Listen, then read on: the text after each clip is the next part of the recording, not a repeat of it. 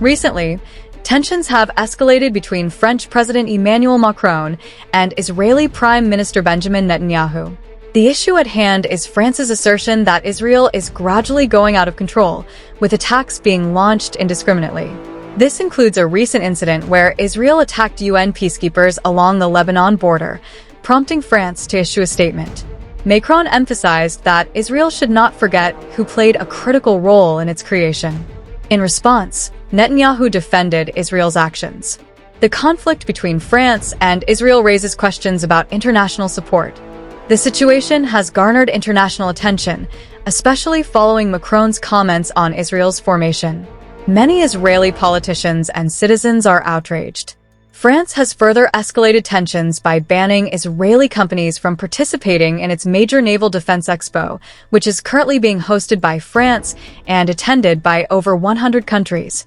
To understand the roots of this issue, we must delve into the history of relations between France and Israel.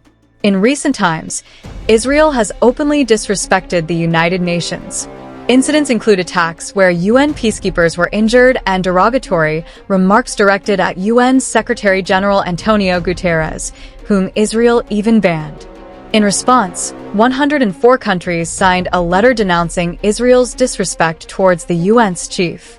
Interestingly, India did not sign this letter, suggesting a less critical stance towards Israel compared to France.